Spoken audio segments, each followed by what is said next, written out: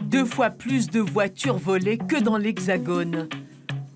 La Nouvelle-Calédonie bat des records. Depuis 2015, les vols ont augmenté de 14%. Les voleurs ciblent en priorité les véhicules 4x4. Moi, j'ai sorti un véhicule neuf. Au bout de 2 semaines, je me suis fait voler la voiture. Je me suis aperçu qu'en fin de compte, il n'y avait pas d'antidémarrage et que la concession ne m'avait pas informé de ça. Le système anti-démarrage électronique n'est pas obligatoire en Nouvelle-Calédonie.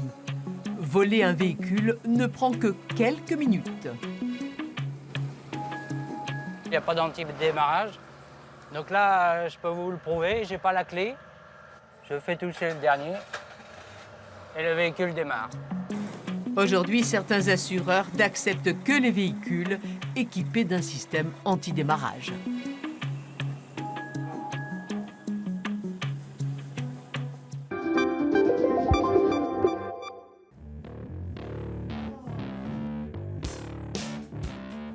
À 19 ans, Dylan Floridor est le 6 millième jeune à rejoindre le RSMA, le régiment du service militaire adapté dont il devient l'ambassadeur. Depuis décembre, il bénéficie d'une formation professionnelle. J'ai décidé de passer en APS, donc faire un peu de sécurité. Et il y a des secouristes dedans, donc voilà. Et on retrouve les matières qu'on peut retrouver aussi dans les matières dangereuses. Le RSMA favorise l'insertion des jeunes en difficulté dans les Outre-mer. Dylan est le 3e d'une fratrie à intégrer cette institution. C'est une fierté parce qu'il va partir pour se préparer son avenir. Et en tant que jeune quand même, il faut qu'il quand même voir comme ça, ce qui se passe à l'extérieur, la vision de l'outre-mer, comment que c'est une bonne chose pour lui. Dylan espère obtenir une habilitation de chauffeur poids lourd. En 2015, 76% des volontaires du RSMA avaient trouvé un emploi.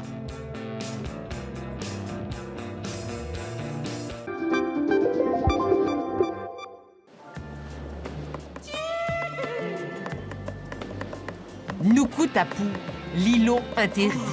C'est le nom d'une série réalisée à Wallis-et-Futuna.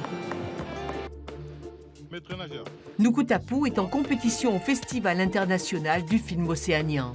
Le fait d'être sélectionné, je crois que c'est déjà une belle réussite. Après, c'est évident que si on pouvait avoir un prix, ça serait magique, fantastique. Du cinéma sur le territoire, un rêve pour cette jeune wallisienne encore ébahie de jouer la comédie. Ça va pas ? J'aurais jamais pensé jouer dans une série. C'est vrai que depuis que je suis petite, je rêve d'être comédienne. Et là, c'est un peu comme une consécration. C'est mes premiers pas dans le cinéma.